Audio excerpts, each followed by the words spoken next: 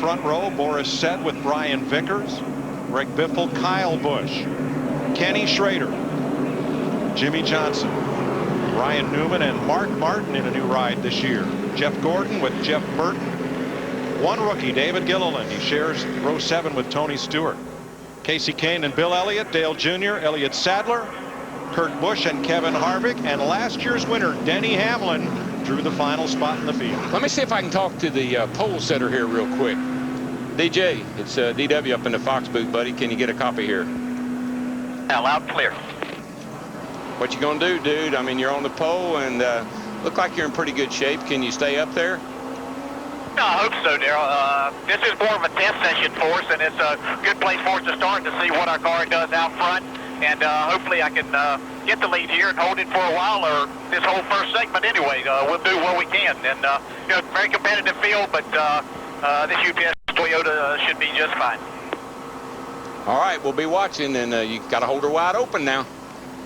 See if I can hold it wide open. 10-4, but good luck.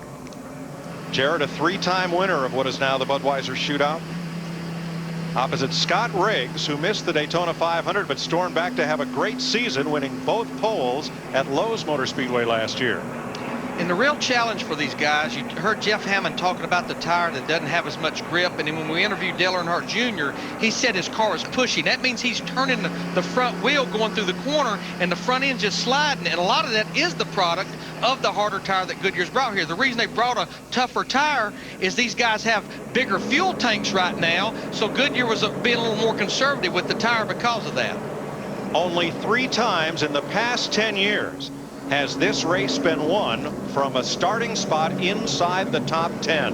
Does it matter? Anywhere you start is a good spot. It just seems to me the further back you are, the better off you are. It happens time and time again. Guys in the back, they get that big suck down the back straightaway from the draft, go right to the front. Kind of a set and duck out front right now. The East Banking, turn 4, banked 31 degrees, steeper than the roof of your house. The pace car will lead them off turn 4, down the 1,200-foot short chute. The pace car will dive to pit road, and you'll hear those words you've longed for since last year. DW, I've been waiting over 6 months to tell you, buddy. Reach up there and pull those belts tight. One more time, let's get her done. All right, folks. I've been waiting for this all winter long, too. Boogity, boogity, boogity! Let's go racing, boys!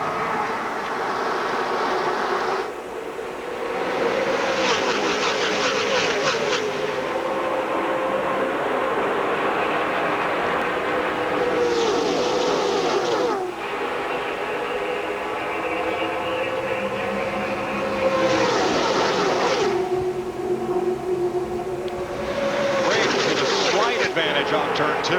What a sight. Look at that. It's like Christmas lights flashing. Cars all over the place, just running so close together. Riggs, Vickers break out front. And they're able to get to the bottom of the racetrack. The best friend you have besides drafting partners is that yellow line at the bottom of the racetrack. Do you know how much confidence it takes and how much trust you have to run that close to somebody at 190 miles an hour? And here comes Vickers. Riggs leads the first lap, and Vickers brings the outside lane on by. Kyle Busch now second. Jimmy Johnson in 48 fighting for third. Now, last night in practice, it seemed like the bottom line against the bottom of the racetrack was moving, but so far, after about a lap and a half, looks like the outside line is moving. Fourth is Mark Martin in the Army Chevy. Stewart drops low, and then orange number 20 tacks on to Johnson, and Kevin Harvick right behind Tony Stewart moves up. Tight formation right now, 3 wide back here. Jeff Gordon kind of caught in the middle. That's not a good place to be, not comfortable.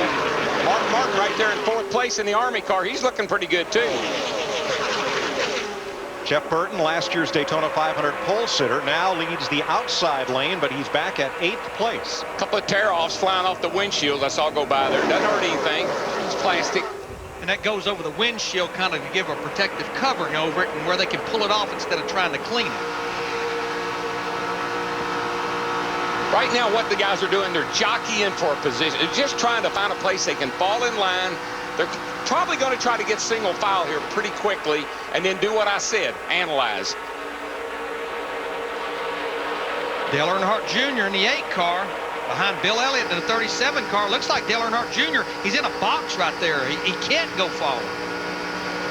Yeah, they'll get sorted out here pretty quickly. Boy, Junior's car is moving around a lot like it did last night. That car was very uncomfortable. And Larry, I just saw 7,700 RPM on our tack. That's a lot of RPM for these engines with the restrictor plate. That 37 was the 1987 winner of the shootout, Bill Elliott. That car looking a little loose off the corner. I just think Junior's car, either the car's not handling right or, aha! Look at the rookie. Kevin Harvick. He's no rookie. Darrell just likes to call him I that. call him a rookie. New leader is Kyle Busch, and look who he's brought to the party. Tony Stewart. That 20 car, he's been working his way up there lap by lap. He wants the lead for this thing.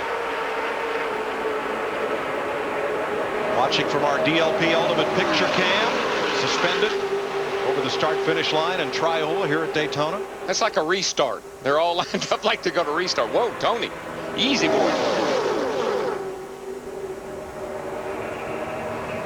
Now you see Jimmy Johnson in the 48 car on the high side. Kyle Busch's teammate, he's trying to get a little brigade up there to push that outside line to the front. Looks like he's going to get a shove off turn 2 from Kevin Harvick, side by side down the backstretch. You're riding with Denny Hamlin, last year's winner. He's come up into the top 10 from 21st. Now it looks like Dale Earnhardt Jr. in the 8 car. He's making his way to the front now. You know who, he's he's looking for, Larry. He's looking for that 20 car. He's looking for the 20 car. They work really well together. They run well together. Still no clear advantage. 5 laps complete, still double and triple file. Now they look like they almost had Kyle Busch in the 2 car trapped in the middle. You really can't go in the middle. It's either outside or on the bottom. Boy, that's so treacherous off of turn 2 when you come off of there 3 wide. You get to that dreaded old push they talk about coming off there, and something's got to give. Last lap, 184.5 miles an hour.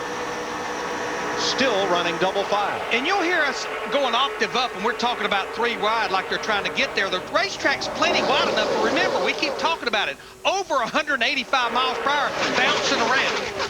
There's 3 lanes. There's just not enough room for 3 cars.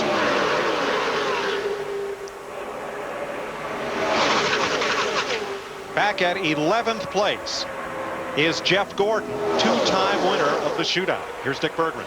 And almost as soon as the green flag dropped, Mike, he was talking about the water temperature going up in his number 24 car. Gordon with an overheating problem. To Matt. Dick, Dale Earnhardt Jr. and Tony Stewart, DW documented how they're such great unofficial teammates. As you see Stewart sort of shuffled out. The thing is, everyone else knows it too. They try to keep the 2 of them apart. They try to pin those 2 out so they can't work together. As you can see, they're not together now, but they're trying. And I wish you would look at that gaggle of cars behind them. I mean, they are still 3 wide off of turn 4. That's good news for Kevin Harvick, Dale Earnhardt Jr., and Kyle Busch, who lead this race.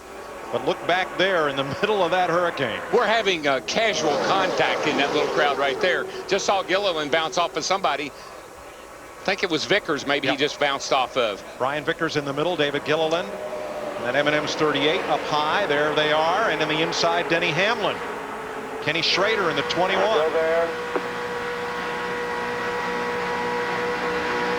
One inside. Now what you're hearing is these guys, they have a spotter. It's a pair of eyes up on top of the grandstand here that's telling everything about that, what's around that race car to these drivers. And this is what we see here quite often, breaking up into 2 packs. We'll see what happens when we come back.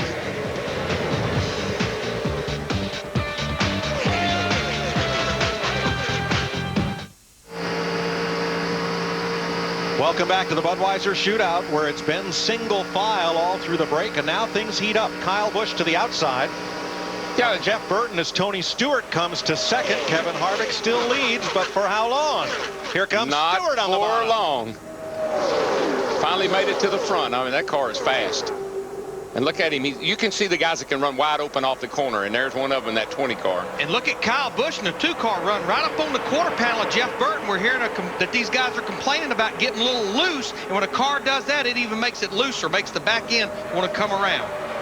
11 laps are complete. After lap 20, they'll get a break to work on these cars, and then the 50-lap shootout finale. Steve? Mike, the first words I just heard Dale Earnhardt Jr. say a lap ago, just got loose in turns 3 and 4. He's lost some positions. There he is behind Kurt Busch. Scored as 4th. But that looseness could go away, because one of the things that happens is you burn off fuel, the car gets a little tighter, and everybody's been complaining about push. Whoa, did you see Stewart? That car jumped right sideways on him. But I think a lot had to do with where Kurt Busch in that 2-car was right there on his quarter panel, Darrell. Made him loose like he did Jeff Burton a while ago. Look what else it's done. When he got loose, the whole pack came right to him. Tightened everything up, and that's what happens. The guy in front of you has to squeeze out of the throttle, and you don't have time to react to it. That's what causes these accidents. Watch this. He's down on the bottom. And this is where the track's pretty rough. He's got the 2-car Busch right on his tail. Now Harvick's out there where he sucks a little air off of him. He goes in there sideways. That's what you call loose end. And all that's happening, and the track has all those dips in it too. It just magnifies that. Quite a save at 185 miles an hour. Now a normal guy would slow down, but he just kept on going. Stewart has already won twice this year. Open wheel races at Fort Wayne, Indiana, and the famed Chili Bowl in Tulsa. Looking for his 3rd win of the year. Krista? Well, if you saw Greg Biffle at the start of the race, he dropped back like a rock. Starting 5th, he's currently running 16th. It's kind of just a victim of the draft. He says he's not sure if there's anything wrong with the car. If so, he's not sure what it is. He's trying to just hang in the draft and hold on until they make their stop. He started 5th, again, dropped back, currently running 16th. It's the first time that Gilliland has ever been in a race at Daytona in a Nextel Cup car. He's in the sucker hole now. He's in the middle, and you can hear him lifting off the throttle. He can't stay wide open now. 6 laps away from the break. Tony Stewart leads Kurt Busch, Kevin Harvick, and Dale Earnhardt Jr. Dale Jarrett's view of the shootout field, and look who's up to 5th place. Ken Schrader, 50 years old, in his 17th Budweiser shootout, a 2-time winner. That last victory coming 17 years ago. And there's Schrader in the Wood Brothers Air Force number 21. And now is when you can really tell who's got a good handling race car, who can still partially, almost all the way, hold that thing wide open around here. Maybe squeeze it out a little bit, but not a lot. Because when those cars start to get loose and they start to push the front end, the steering wheel doesn't fix it. You have to start rolling. You got to roll up out of the gas. You don't have a lot of horsepower, and you kill your momentum. 2 laps to the end of the first segment. And then they'll get a chance to work on these cars. All of these drivers will be competing at Daytona 500 qualifying tomorrow on Fox, 2 p.m. Eastern Time. They will not be using the same cars they're racing tonight in the Budweiser Shootout. You know, one car that was working his way to the front, now you see him back there, the DuPont, the 24 car, Jeff Gordon. Remember, Dick Berggren talked about the car is running hot. They put tape on the nose of these cars where the air flows to cool the water in the radiator. The more tape you put on it helps the aerodynamics, but it also can heat the water up. I mean, Larry, look at the opening he's got. He's got just a little bit of an opening at the bottom of the grill at the top, and then that teeny bitty hole at the bottom. That's not much opening for traffic. Couple more to the break. Couple more. That was his crew chief, Steve Letarte. So you would have to believe one of the adjustments they'll make during this break is take a little bit of that tape off. And that upsets the balance of the car. So now you got to be able to remember, when I take that tape off, I got to maybe make another little adjustment to go along with it. Kevin Harvick from Bakersfield, one of 5 native Californians in this race. 4 drivers from North Carolina, 2 from Virginia. He leads Tony Stewart, Kurt Busch, Kurt's younger brother Kyle, and Dale Earnhardt Jr. And those first 7 cars, they've found the short way around, right down against the yellow line, bottom of the racetrack. Yeah, you see as we go along here, coming to the 20-lap mark, at this front 7 here, 7 or 8, and then there's another group that's kind of falling back. And I really believe Tony Stewart in the 20 car, he was content once he got there to stay behind Kevin Harvick in the 29 to get to this lap 20.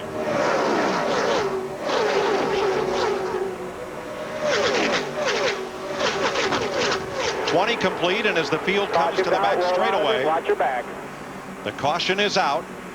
The drivers will come to pit road, and for 10 minutes they'll be able to perform routine maintenance and changes. Then we'll go at it again. Man, I'm glad we got that break in. Whew. I'm out of breath.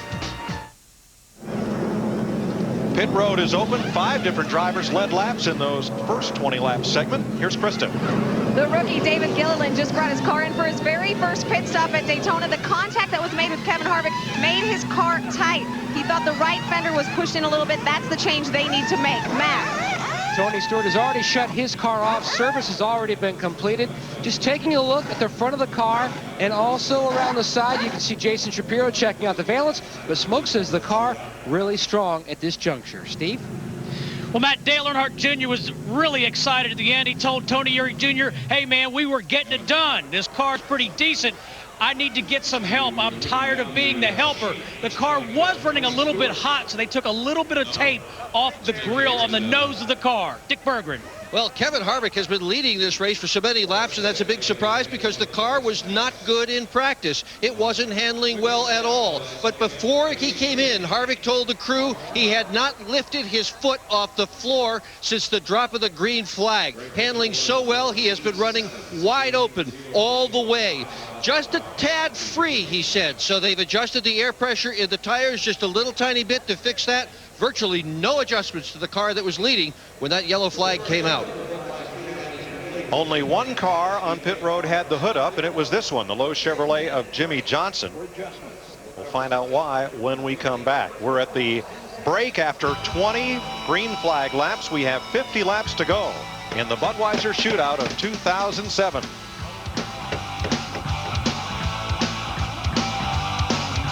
Race day with NASCAR Hot Pass only on DirecTV. By Napa Auto Parts. Napa, get the good stuff. And by Pizza Hut. Want more cheesy bites? Get America's favorite pizza. Jeff Hammond, Chris Myers, the Hollywood Hotel trackside. After 20 laps at the Budweiser Shootout, history made here, historic. Brian Vickers leading a lap in a Toyota. Kevin Harvick, your leader from back of the pack. What else has caught your eye? Well, what else has caught my eye? The aggressiveness of this whole group. I mean, ever since the start of the green flag or dropped the green flag, take a look at Dale Earnhardt Jr.'s car. They had to call down, tell him, or tell his crew chief, Tony Eury Jr., settle him down a little bit. Donuts on the side of a super speedway car, that's not something you normally see. And what about Dale Jarrett, pole sitter, falling all the way back? Now, you heard both Darrell and Larry talk about, sitting back a little bit right up front, not necessarily the place to be. No, but I think that he's got issues with his race car. He doesn't look like he's got the kind of race car that can pull back up to the front, at least in my opinion. And even though Vickers led that lap, he also went backwards also in the pack, and right there at the end of the race, he and Dale Jarrett were right at the back of the pack. So I think the Toyotas have still got a lot of work to do. All right, let's check in with Dick Berggren. Dick? And I'm with Jimmy Johnson. Hood up on the car. Chad Knaus underneath the rear end. What's going on? We're just making some small adjustments. I don't think I was getting wide open throttle there. We had something floating around under the gas pedal, and it was kind of hurting me there. So this thing will be running much better now. Car was a little tight at the end of that run. So the guys are making some adjustments, and we'll see what we got. Good luck in the second half. Steve Burns. Well, Dick, Dale Earnhardt Jr. has a donut on the side of his car right behind that number 8. Dale, before the race, your crew chief asked Tony Eury Jr., is your car good? He said, yeah, the car's good, but I'm not sure about the setup. And he laughed. How about from where you're sitting? Yeah, it ain't too bad. We were really tight in practice, and we threw a setup in there we call the baseball setup because we ran it in a baseball car here in 01. And it seems to be turning really good. I was sliding around a little bit, but pretty wild out there. I know a lot of guys aren't running right now because it's just that 20 laps really don't mean anything. So I don't think everybody's showing their cars, but we were up there trying to take the lead. I was helping Kevin or whoever I could help that's driving a Chevrolet Monte Carlo, so and trying to get the lead a little bit myself. So we'll see what we can do this next segment here. Well, Matt, we'll see if the baseball setup is a home run in this next 50 laps. Another Chevrolet, Kyle Busch, finished 4th in the first segment.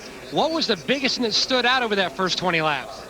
Probably the Stewart incident there in 1, but as far as how everybody is, it looks like the 8 car is pretty loose, and 29 looks a little tight out front. Kurt and Stewart, they look pretty stout, and we're just kind of hanging out up there. So we'll see if we can't. We're not making any changes to it, so we'll see if we can't take this Kellogg's CarQuest Chevrolet a little bit further up towards the front and get back to the lead and try to keep it there. That's what it's about here, and hopefully we can go crack a beer when this thing's over. And also we'll see who can go, if anyone, the final 50 laps without stopping for fuel. This 5 team, they felt like from practice, Chris Devoto, that they were about 5 laps short. But you know what? You never know here at Daytona. That is so true. Like perhaps a rookie running in the top 10. That's what David Gilliland was doing before contact made his car tight.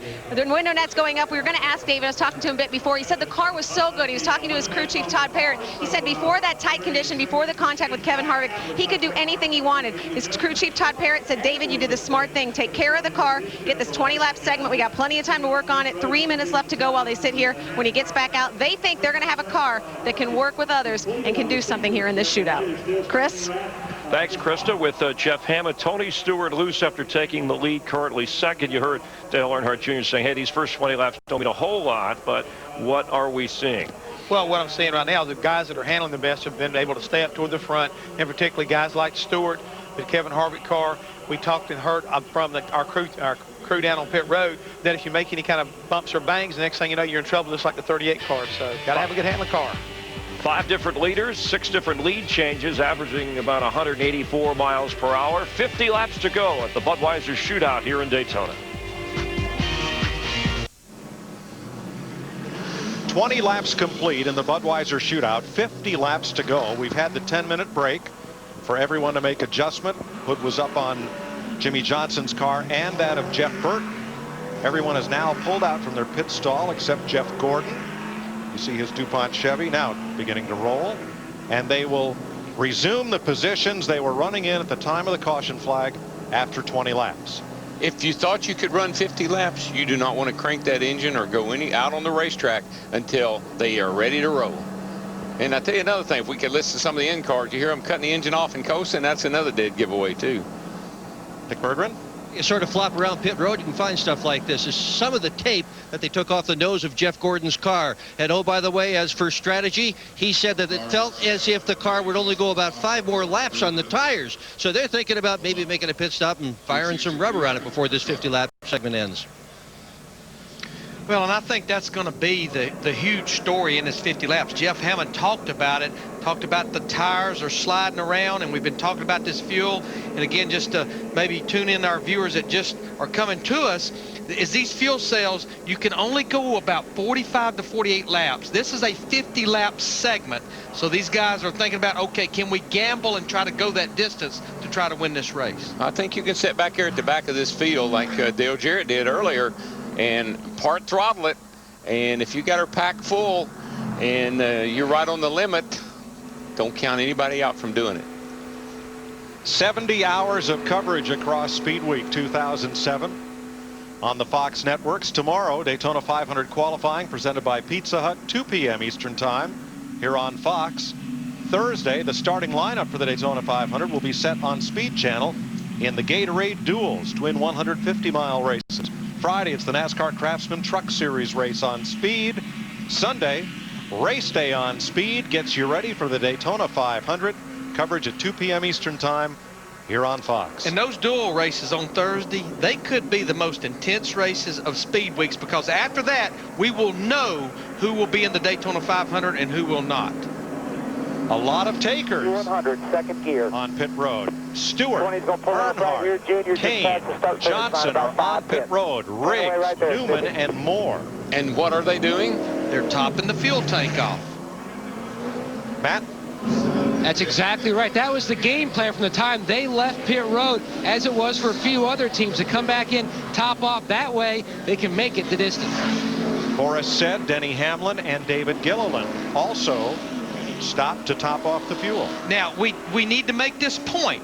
Is you made the statement, Mike, that they will restart this second segment by how they finished the first segment, but all those cars that just hit pit road, they gave up that position. It was actually a race off pit road, but I think that could be more important having that fuel in there. It is, because it's a double file restart. So it's just like a restart of a regular race. You're not going to start single file or anything like that. So it's not a bad move.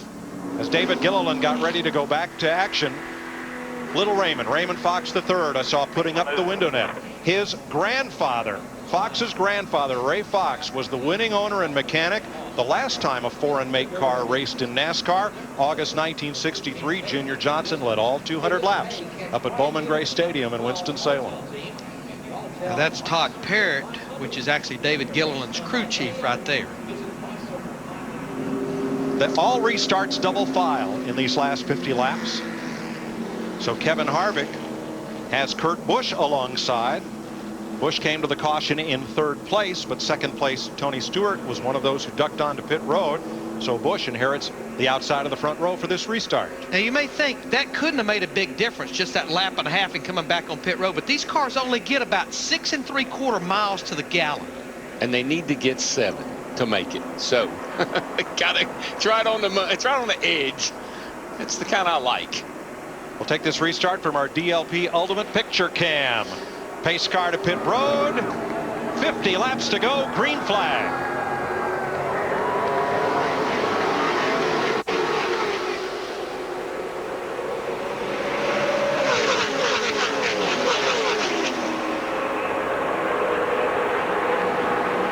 Casey Kane in the 9 got a great restart. He was able to give Jeff Burton a good push in the 31, who in turn gave Kurt Busch in the 2 car a great push. Kurt Busch the leader. Jeff Burton in 2nd. Elliott Sadler in the Dodge 19 on the outside of Harvick for 3rd. And here come the hounds. When you're sitting out front like that, you better pick the right lane to fall in front of. Look like, man, Harvick's car is loose on this restart, which tells me they probably freed the car up a little bit so it wouldn't be so tight at the end of this run. And Kurt Busch leads a lap for the first time in this Speed Weeks.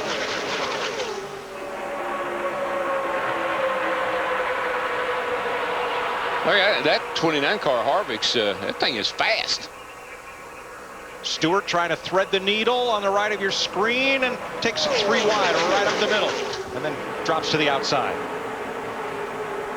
It's such great track presence when you know where you are and where everybody is around you without even having to look. You can feel it. I believe that's some of that sprint car training where you drive without a rear view mirror.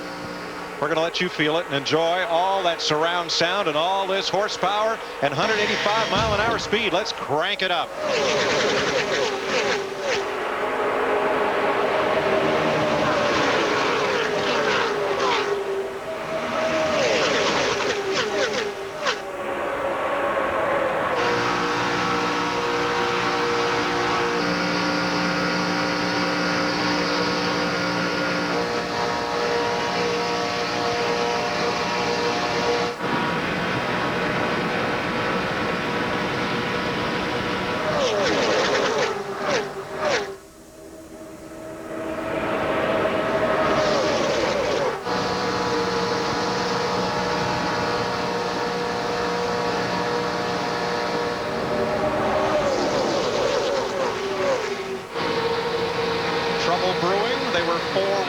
Backstretch going to turn 3.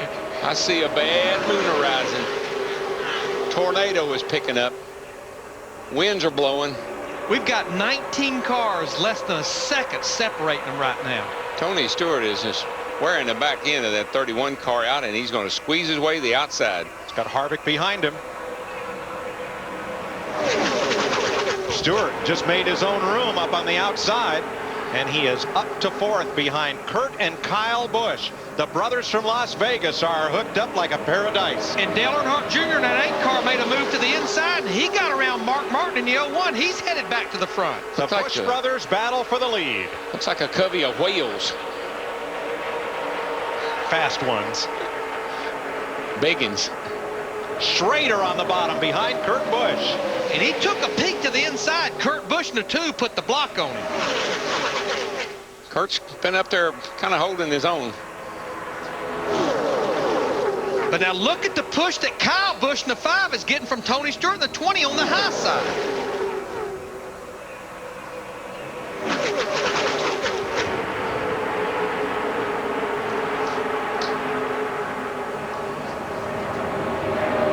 Believe it or not, these guys know what they're doing. They're really, these guys are really good at what they do. You got to be able to do this. 185 miles an hour, closer together. then people line up at the stoplight. And you can just see them bouncing around the whole time. You're not, a lot of times you're not steering the car. Contact. Biffle and Schrader got together. Biffle in the 16 right in the middle. Everybody trying to scatter around him. And Jeff Burton was fishtailing through the tri-oval. Looked like he had contact with Schrader's 21, and the loss of momentum sent the field scrambling to either side. Dale Jr. said that first 20 laps didn't mean anything. I thought he was just kidding. He wasn't kidding. No, he was not. Now they're showing what they got. Let's see that again.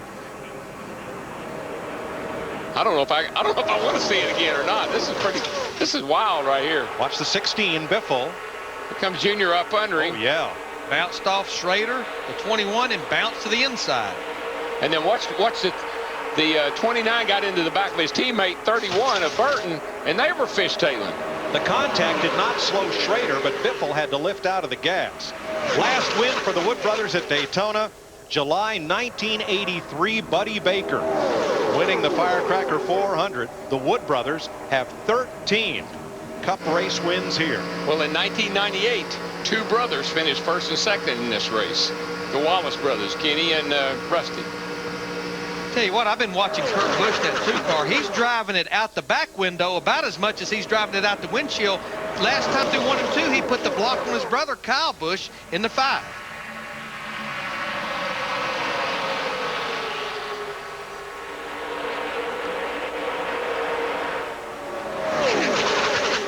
You want to see if blood is thicker than water? Watch these two brothers in the 2 and the 5. Brotherly love. Oh, brother, we're high to the low. Oh, we're out there, old brother. He says, not yet. But now Kyle Busch is getting that push again from Tony Stewart in the 20. Let's find out if there's any damage to Greg Biffle's car from that contact with Schrader. Krista? No word of any damage on the radio. Greg Biffle talking to his spotter, Joel Edmonds, as we speak. Joel said, good job, buddy. You know, he just lost a little bit of momentum. He was running in the middle. He had been working on the bottom a little bit, but squeezed up to the middle, and that's when he got pinched in there a little bit. But he had a tight condition earlier. Said the car's working pretty well. Right now, he's just trying to run on the bottom and get some momentum back. He dropped from 6th all the way down to 12th with that contact. I think that's what Kyle was trying to tell Kurt. I'm a little better in the front, buddy. Falling behind me.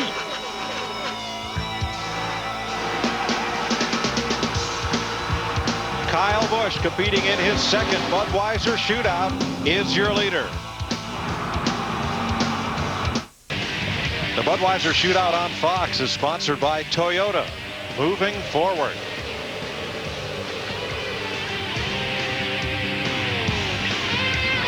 .31 laps complete. Kyle Busch still the leader over his older brother Kurt, Brian Newman, Dale Earnhardt Jr., Tony Stewart, the front 5. What was a 21-car freight train is now 20 cars. Jeff Gordon has completely lost the pack when his car shut off. And the reason it shut off, we were listening to the radio communication during the break, is there's a kill switch on the steering wheel that's put there in case the throttle hangs. Evidently, Jeff had hit that kill switch, shut all the power off. Now, he's still on the lead lap, but the problem, he's out there by himself, and it's still not running right. Something's still not right about that race car, though, because here comes the pack through the trial when he's going off into turn 1. Tony Stewart up against the back bumper of Dale Jr. That is bump drafting. It is perfectly legal, and when done on the straightaways, can propel your car forward, as you just saw. Into the lead. Well, you heard Dale Earnhardt Jr. in the 8 car during his interview during the break. He said he wanted to lead this thing. There he goes on the outside of Kyle Busch down the backstretch. Spent some time with Junior this week, and he told me when that grandstand rises as one, he can see them, he can sense it, and it's a huge boost to know that that sea of red is behind him. Here he comes, and here they come to their feet. He is so loose. He's got a car on his outside, Junior, and Tony right up under the back of him. It's really dancing that car around. Kyle Busch in the 5, really. In the 5, that's what I'm telling you. He's doing a great job of hanging on that thing in the circumstances. And Junior's not going to get the lead that time.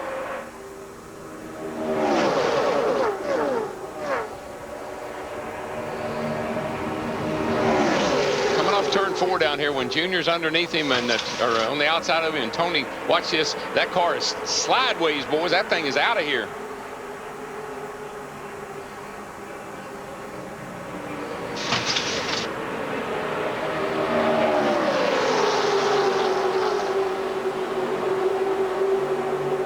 Jeff Gordon down on the apron will pit his Hendrick Chevrolet. I think he'll probably just take it to the garage here because being a couple laps down with only 37 laps to go, not a lot you can salvage there. I think he'll make that left-hand turn to the garage, and he will. This is a non-point race. It's for pride, position, bragging rights, and purse. Right now, the cars that are going to really shine are the guys that have the best handling race cars. We're at that point in the race where you'll start to see these cars kind of spread out a little bit more. And this is when you have trouble. Jeff Hammond. A few minutes ago, we thought maybe Jeff Gordon had a problem with his kill switch, Mike. Right here is the kill switch that's on the steering wheel in case his throttle does stick. If he bumps this button, it will kill the engine. That's what we thought had happened early on, but obviously it's a lot more serious than that. Now, Jeff Gordon was a little long diagnosing that because usually on their car, when you hit the kill switch, a red light illuminates on the dash, and the light was not on. So he did not initially think that was the problem. But when he reset it, the car did take off. Now, oh, look at Harvick, and the 29 car got real loose there in the middle of the pack. Go in the middle. Just about lost it there. Yes, he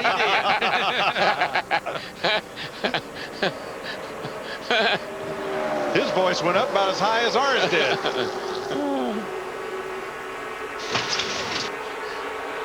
Watch that 29. It's just like the 2-car. Kurt Busch was pulling the back of that car around. Well, once we're at that point where handling is coming into play, and if you get cars around you now and your car's not handling very good, that's what you're going to get. The front 11 cars are now single file. 34 laps to go in the Budweiser Shootout of 2007. Kurt Busch, Elliott Sadler, Dale Earnhardt Jr., Jeff Burton, Jimmy Johnson.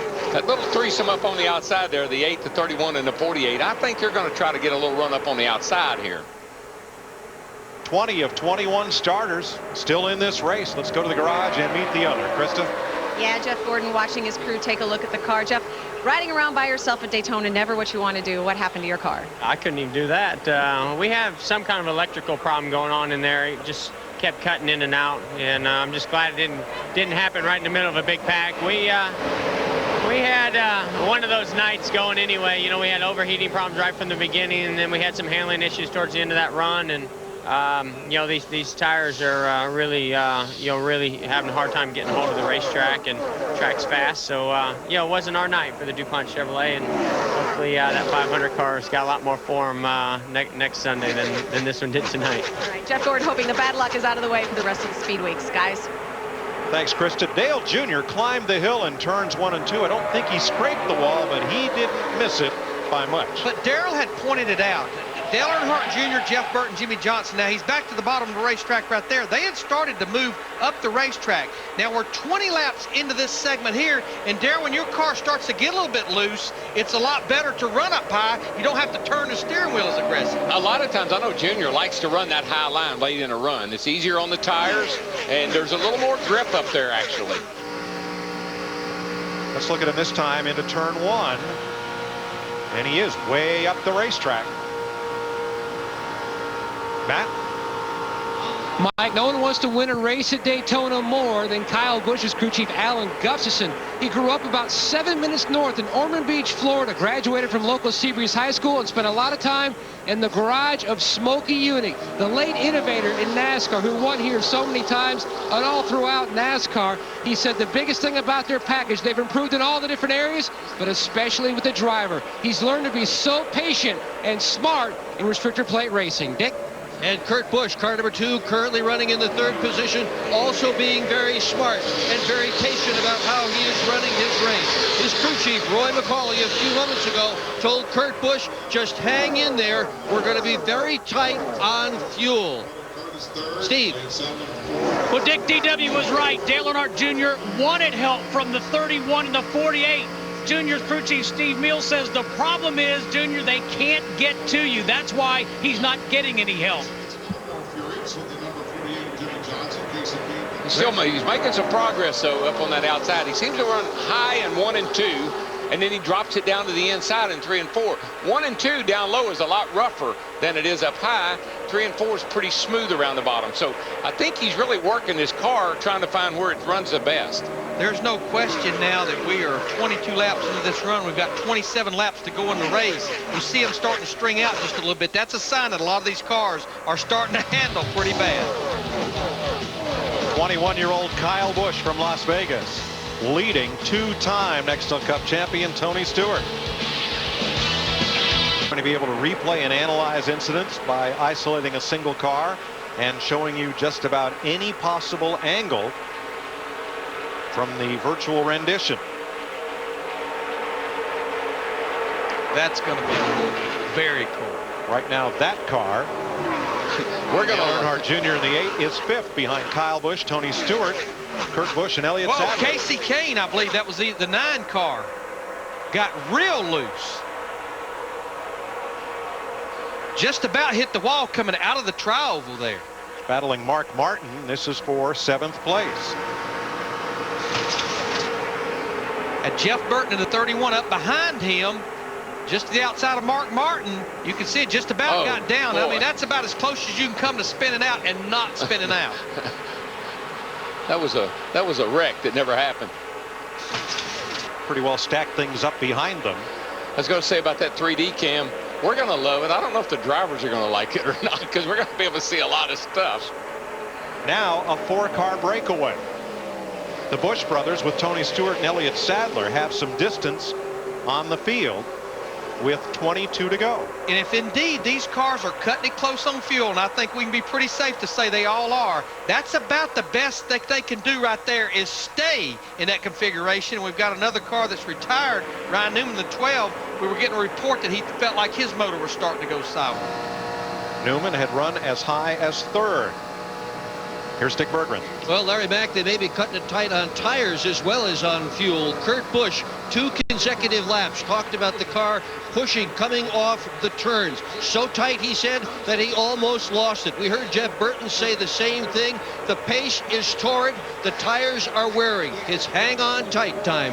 And when that thing starts to shove that nose, it's abusing that right front tire, and it's not going to get any better. No, and what happens is it starts to shove the nose. You turn the steering wheel more and more and more to make the car turn the corner. Then all of a sudden the back end jumps sideways. That's what we've seen a couple of times here already, like on Casey Kane's car. Even though he had a little assistance, that's kind of how it looks. Dale Earnhardt Jr. not the only driver who's found his way to the top of the racetrack in turns 1 and 2. 21 laps to go in Daytona. 18 laps to go. Caution is out. First caution of the night, other than the planned caution at the 20-lap mark. You can about be safe to say there's about 19 drivers and 19 crew chiefs that just went, no, boy, we can come and get 4 tires. They are throwing calculators and notepads and everything on the ground. So why did we even bother? Well, 4 times this race had gone caution-free. Tonight will not be the 5th. And everyone who was nervously wondering as the laps wound down, and so did the fuel load. It's time for those 7 men over the wall to earn their keep, because in this instance, unlike during the break after lap 20, once you complete your service, the first car that leaves pit road will be the first car in line among those who choose to stop. Now the pits are closed. Red flag waving, red lights on. But Larry, for the teams that intended to gamble, what does this caution flag mean? I mean, it throws it out the window. There's no question. We're going to get this race restarted with about 14, 15 laps to go. You've got to have 4 tires, and of course you go ahead and you put the fuel in it and make adjustments based on knowing that this is only going to be about a 12 to 15 lap run. I'm going to get me 2 tires, and I'm going to get me just a teeny bit of gas, and I'm getting out of here. What are you going to do? I'm going to get 4. These tires are sliding around so bad, I believe I want 4 tires, and I bet you most of those drivers down there too. Tony Stewart, you are a 2-time national champion. It's time to earn your money. Well, I'm with Larry. I want 4 tires. Jeff Hammond, how about you? Mike, you guys, tell that driver up there to be quiet and drive the darn thing. Let us crew members and crew chiefs put the tires on there. That isn't what we called you about. What are you going to do? 4 tires. 4 tires. Let's check up and down. I'm gonna be by pit road entrance before you get done. Let's get down to pit road. Krista? Well, this caution is very good news for Denny Hamlin. Despite coming in and topping off before the second segment began, this team was preparing to be 4 laps short on fuel. So this is very good news for the defending Budweiser Shootout that they have a chance to put more fuel in their car. Matt? A lot of conversation on Kyle Busch and Tony Stewart's radio. Now you're hearing some crew chiefs tell their drivers, make sure you don't slide your tires, keeping open the option of just taking some fuel only. Stewart says his car is great. Kyle Busch says my car's a little bit tight. Let's see how the strategy plays out. Steve? Matt, this pit stop caution may also be a big break for Dale Earnhardt Jr. He said, I felt like my right front tire was starting to tear up. Dick? When that yellow flag flew, you could hear the relief in Kurt Busch's voice when he called to his crew and said, 4 tires. He wants to be a little bit on the free side. That's what they're going to try to set the car up for. Kevin Harvick, who pits right in front of him, has an engine problem. He's losing power.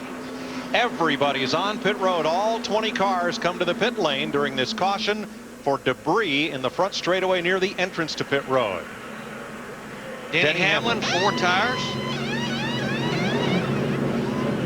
David Gilliland, 4 tires. Tony Stewart in the 20 car, 4 tires. Kyle Busch in first, out first. The 19 car, Elliott Sadler, took 2 tires. Kyle Busch, the 5 car, 2 tires.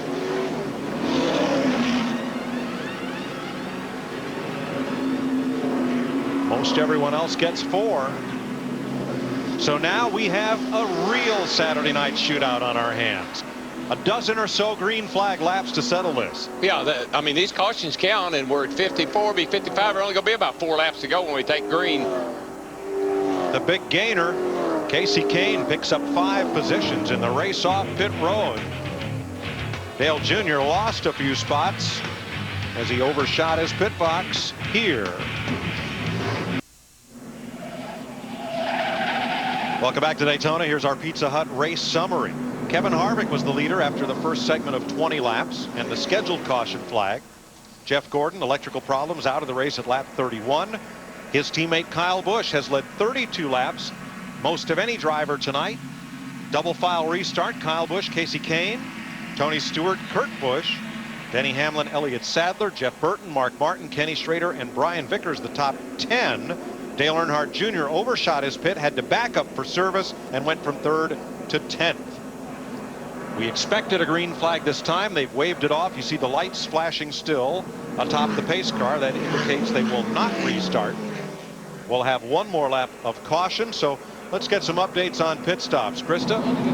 Well, David Gilliland in the 38, they were not planning on coming in had that caution not come out, but the car was developing a bit of a tight condition, so they made a track bar and an air pressure adjustment. David Gilliland is calm because he has a secret weapon upstairs. Ricky Rudd is spotting for him tonight. His teammate, David Gilliland, has been very good all night. Matt? The top 2 cars, Kyle Busch and the 9 of Casey Kane, they played their hand strategy-wise. 2 tires. Now Kyle Busch's crew chief, Alan Gustafson, he did it basically to try to keep Kyle out front. Felt like their car was better out front, pulling the field, and stuck back 2 or 3 cars in line. So they're trying to get that 5 car to victory lane. Steve? Well, Matt, Dale Earnhardt Jr. is pretty loose in that number 8 race car. When he overshot the pits, he said, guys, there might be something wrong with the brakes. Nah, I just made a mistake. I just wanted to start on the inside on the restart anyways. Dick? Well, Kurt Busch took 4 tires, and his crew did a great job. He is restarting this event in the 4th spot. Jeff Burton, 4 tires. Mark Martin, 4 tires. He said if he can just get somebody to push him along, he's got a car good enough to win. Jimmy Johnson, also 4 tires. He was a little bit tight. Harvick, 4 tires. They did nothing with that engine that is losing power. Thanks, Dick. Look at the nose of Dale Earnhardt Jr.'s Chevrolet. Got a bit of damage coming onto pit road. Cosmetic damage. Got a little of Elliott Sadler's white paint. Elliott was slowing down to turn into his pits, and Dale Earnhardt Jr. is well on down pit road. Casual, very casual. 10 lead changes among 6 different drivers. Kyle Busch is leading this race. He started 6th. The last time someone started 6th or better and won the Budweiser Shootout, Tony Stewart, who started 3rd back in 2002. One thing I like about a little conservative tire package, and that's what this is, it gives you options. You're not wearing out the tires. They're losing grip. So now you can take 2, gamble a little bit. 13 laps to race when they get to the line, and Kyle Busch is on it and in a hurry.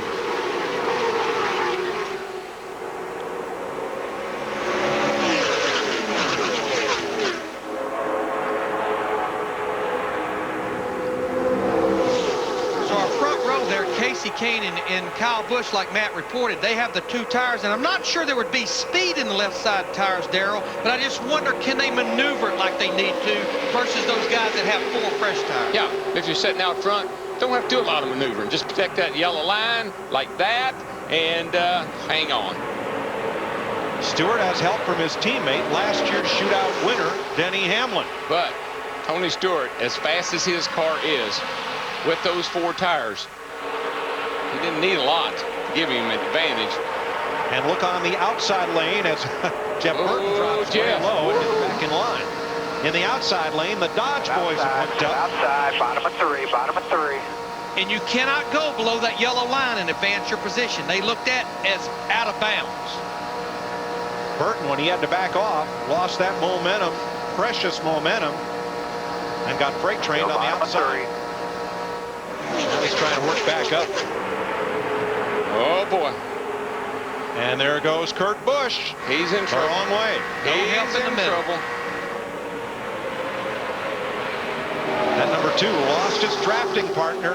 Boy, and he was up there fighting for the lead. Speaking of fighting, Mark Martin's car went way up the racetrack. That's the Army car just in front of Dale Jr. And Kyle Busch draws ahead just a bit of Tony Stewart. They think being out front's the place to be, and I believe it is too. That 5 car made a good move. But like you mentioned, Darrell, that's what he's got to do right there. And Tony Stewart got him just a little bit loose right there, but he's got to protect that bottom. If someone's going to pass him, they're going to have to do it on the high side. Yeah, and he's been a little loose in. We've seen that earlier tonight, particularly on these restarts. Look who's coming. Gilliland in the 38. Pulls up. Passes Sadler. And now David Gilliland, the only rookie in this race, is back up into the top 5. And here comes Jimmy Johnson squeezing his way in under Denny Hamlin. Denny Hamlin, the 11, opened the door just enough to let Jimmy Johnson in there. Yeah, he couldn't come down because Jimmy was there. Starter has both hands outstretched. 10 laps to go.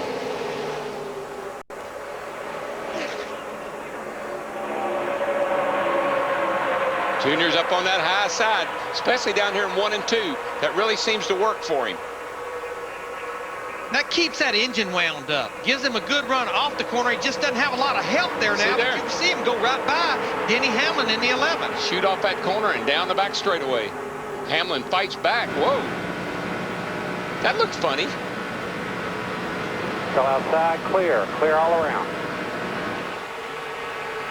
Kyle Busch, Tony Stewart, and look who's third, the rookie. Last year, Denny Hamlin won this race as a rookie.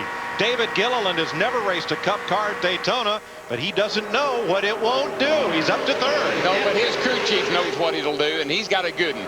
And now they've shuffled Jimmy Johnson in the 48 car to the high side. He's going to go all the way back to the 7th position.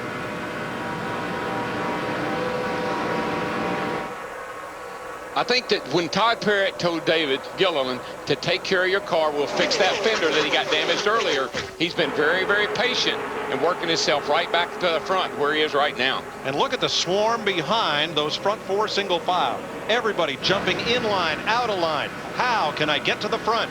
Yeah, the buddy system isn't working right now. Buddy system's off. No, the buddy system's over.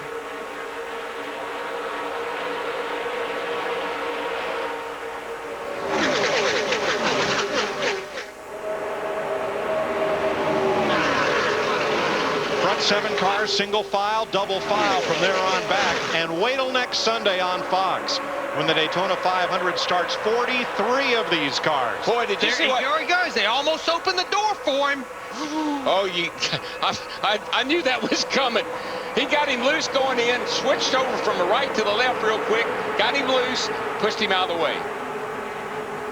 And here comes David Gilliland back there in 2nd place in that 38 car. And there's Jeff Burton in the 31 fighting to the outside for 3rd place. They lost a little bit of momentum there with the 5 car to 20 when they made contact. That let these guys there on the outside like Burton really close back up. And now this is where those two tires hurt Kyle Busch back there in the pack. He definitely can't maneuver now. Well, and it also caused him to lose a lot of grip down here in the corner when Tony got up around him the way he did. How mad is Kyle Busch right now, and what can he do about it?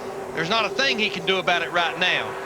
And just remember what we said at the top of the show. This is all about winning. There's no points. You didn't come here for just a good, solid finish. I don't know if I like the way you said that, Larry. There's nothing he can do about it right now. Tony Stewart trying to win his 3rd race of the year. He won at Fort Wayne, and he won the Chili Bowl in Tulsa during the NASCAR offseason. David Gilliland, whose father was a great West Coast racer, Butch Gilliland, won some titles out west. David hopped in an unsponsored Busch car, partial schedule car, won a big race to the attention of Robert Yates, got the cup ride when Elliott Sadler left in the Yates camp. Everybody said, David who? Now they know. David against Goliath right now, and I'll tell you something. Kurt Busch in that 2 car got shuffled all the way almost to the back. There he is, back up in 4th. Krista? Well, we mentioned that Ricky Rudd is up top giving this driver advice when he needs it. He doesn't need any advice right now. So Earl Barbin, the spotter for the rest of the year, is back on the mic telling David that he is all clear. Now, Greg Biffle may not win this race, but he may be a prognosticator. He said about 20 laps ago, guys, David Gilliland is going to win this thing. Thanks, Krista. We saw David march his way methodically up through the field. Never put a wheel wrong, never got out of shape, hugged the bottom of the racetrack. When other drivers made moves, he moved up to cover the spot. 5 laps to go. Let's go back to that Tony Stewart move on the 5 real quickly, because you won't believe what Tony really moved him out of the way long before he ever bumped into him. Watch this. He goes, well, this is when he put the push on him right here. But he got him in that position by making a couple of moves across the back of that car. Alan Gustafson and crew weren't pleased to see their driver fall from the lead after leading the most laps tonight. And now Kyle is really starting to fall backwards. Remember, that bump, that's happening at over 185 miles per hour down there in the corner. 4 laps to go. And Tony Stewart, up until the green flag in the Budweiser shootout, has had a horrible day. In Daytona 500 qualifying practice earlier, he was on his mock qualifying run when a caution came out. They had to take the car to the garage, cool it down. About an hour later, he finally did get to make a run. They had a fuel pump problem. Then he finally got to make a run and was 9th fastest on the day. But it has been a trying day for Tony Stewart. All that's forgotten now. He's out front here with 3.5 laps to go. Dale Earnhardt Jr. in the 8 car, bringing Kyle Busch in the 5 with him to the bottom. Just not sure they're going to have near enough laps to get up to the front, though. No, and it's going to be it's going to take some help behind you. for Gilliland to be able to pull out and make a pass on Tony Stewart. Tony's car is really, really fast. 3 laps to go as they come to the stripe. Right there. Stewart's Chevrolet, Gilliland's Ford, and Sadler's Dodge, the front 3. Vickers is the first Toyota. He's in 9th place. Now, if Sadler, if he could get up to the back bumper of Gilliland and really give him a push down the back, they might be able to make something happen. But now Kurt Busch, here comes Kurt Busch. He got Sadler up high a little bit. He's trying to take 3rd place away with help from Harvick in the 29. Kevin Harvick gives him a little push into turn 3, and look at him go by the Dodge on the outside. And he's out there with no help right now. Elliott Sadler. That's pretty impressive, that 2 car to come back, because I'm telling you, he was caught 3 wide, went all the way to the back, and here he is up in 3rd place, got a shot. Our DLP Ultimate Picture Cam suspended by cables above the start-finish line, where in just 2 laps, somebody is going to hit the bank. Well, we know what Tony Stewart in the 20 car is going to do for 5 more miles. He's going to hug that yellow line right there. Boy, I tell you, Gilliland is really closing up, but he loses a little ground off of 2 right there. Car's probably a little tight. If he can get some help from behind, he might be able to make a run down the back going into 3. And that's the big question. Will that number 2 of Kurt Busch help him or go his own way? That's dictated by what kind of run he has. If he's got a passing run, Kurt might go with him. If he's just got to get out there and get hung run, he's going to get hung out to dry. 1 lap to go. somebody is about to win at least $215,000. Kurt Busch keeps peeking around back there in that 2 car.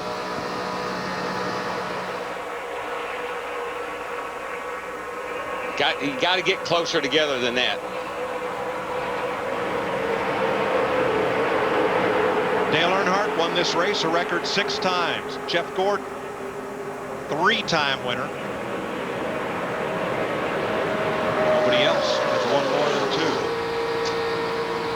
2. Excuse me, Dale Jarrett's a 3-time winner. Nobody else has banked more than 2. Tony Stewart could win his 3rd right here. Here they come for the flag. Whoa. Big crash. Denny Hamlin involved. Stewart, Gilliland, Busch the finish. Tony Stewart wins his 3rd Budweiser shootout as Elliott Sadler and Denny Hamlin come across the line in a shower of sparks. Last year's winner in the infield wreck on the last lap. Within about 200 yards of the start-finish line. See, I think I've seen Everhand cars torn up more the last couple of laps of races than anybody cars I can remember. And Kyle Busch, who led the most laps, has to be satisfied with 7th. Nice job, Tony. And how about the rookie David Gilliland? That's pretty impressive, boys. Finishing 2nd to Stewart by 13/100ths of a second. Because he got there he in the is. back. You guys, Yeah. this is awesome. But you know what this does? It just gives him more and more confidence every time he has a run like this. With a team like he has, Todd Parrott on the pit box, the way that car runs, yeah, I'd say they got a lot to look forward to next Sunday. Elliott Sadler and Dale Earnhardt Jr. both okay. Jr. drives away. And Denny Hamlin climbs out. Last year a winner. This year crashed on the final lap. I wish you'd look at that. Both the Rays cars torn all to pieces. It's amazing. Now again, these are not the cars that they will race in the Daytona 500 and in qualifying tomorrow. Stewart has a signature celebration. Not sure he'll get to do it here tonight, but let's look at this finish. Watch the 19 and the 11 and the 8. I think Junior got in the back of Elliott. And nowhere for Denny Hamlin to go. And Elliott then went down the track into the 11, almost turned him over, and here comes his teammate Casey Kane and rams into the side of the 11 car. Greg Biffle was also involved. And you know, Mike, none of these cars are their Daytona 500 cars, but a lot of them are their backup Daytona 500 cars. Hard to tell if Sadler was already a little loose when Dale Jr. got to him. But there certainly was enough contact to send him around. This look here may give it to us. Looked to me like the 8 probably got into the back of the 19, just enough to turn him. Yeah, right there. Doesn't take much at that kind of speed.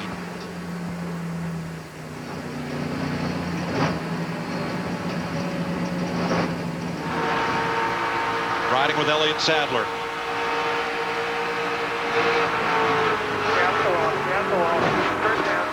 Well, that was a hard lick on Denny Hamlin, the 11.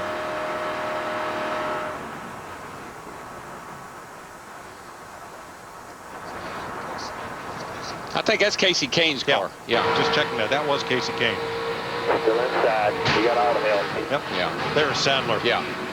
And I thought maybe Sadler lifted, but it sure didn't sound like it. It just sounded like maybe Junior lifted him up off the ground, got him sideways. This ought to tell the tale right here. Now let's use our Fox 3D here, which uses GPS positioning to show where the cars were when things started to happen. See that little nudge? Little bump right there. And away they went.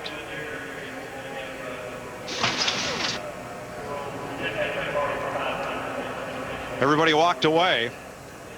That's the good news. But there are some badly damaged race cars. We'll go to victory lane and Steve Burns.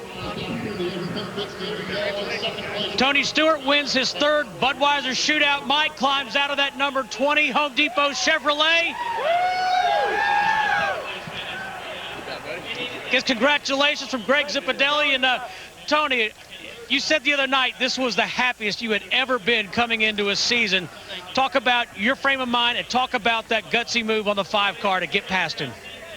I mean, we were really good. We speed-wise, we were unbelievable. But you know, with 2 Chevys up front like that and a 4 behind us, I was a little nervous. But I was sandwiched in between some Busch brothers before the caution comes out. But we just, you know, I knew when we came out of the pits and saw that the 9 car took 2, and I knew the 5 took 2, but that at least got us back with the 5, and that's who I wanted to run with. We were really good combination together, and I was wondering if the tires were going to become a factor, and I finally got a chance to really push him real hard into one once, and it got him loose, and then he went up the track a little bit, and then when he tugged it down, I caught him right there and didn't touch him, but just caught him enough that you know, Goodyear's really put all of us in a bind with this hard tire. It's just so hard to drive these things after you get laps on them, but you know, that was the save of the year. I mean, Kyle did an awesome job, and I don't know how many guys could have saved that car. He did an awesome job catching it. All right, thanks. Congratulations, Tony. Krista? Chevy! Perhaps he feels like a winner, that's for sure. As David Gillen pulled his car up, your crew chief Todd Parrott said, now that's what I'm talking about. Can you even put into words what you're feeling right now? No, just a lot of excitement, you know, just very proud to be able to bring home the M&M's Ford Fusion. You know, a great finish. You know, our main thing is to try and get this thing started off this year, start off with a little momentum, and I really feel like we have a great chance coming in here. You know, Todd Parrott and all the guys at the shop worked their tails off all winter, and I think the 2 tests and this coming out like this just shows how very hard they've worked, and Robbie Yates Racing is back, and I'm just proud to be a part of it. All right, we're excited to see what you can do on Sunday. To Dick. The terrific run to finish in 3rd position. What did you need to get those other 2 cars? I keep building my restrictor plate program, whether it's the team or myself. I feel like we're getting closer. But the gold World Beer Cup car for Miller Lite did great in the shootout tonight. Terrific job. Matt? We've caught up with Dale Earnhardt Jr. Jr., what happened on that final lap? Very self-explanatory. If you watch the tape, I got in the back of Elliott trying to bump draft, and he wasn't up on the straightaway yet. So I got into him too early and wrecked him and wrecked both Ray's cars. So I'm sorry about that. But, you know, we just, you know, we're back there trying to do what we could do, and I was trying to help a friend of mine and just got overzealous and overdid it. And he came by to make sure he was all right. You saw him up on the front stretch. Mike? Earnhardt Jr. finishes 15th, Sadler 16th, and Hamlin 17th. As Tony Stewart notches the 4th Budweiser Shootout victory for car owner Joe and J.D. Gibbs. His own 4th win in this all-star sort of race. David Gilliland, the rookie, gets the glass slipper, 2nd place. Kurt Busch, Jimmy Johnson, Kevin Harvick.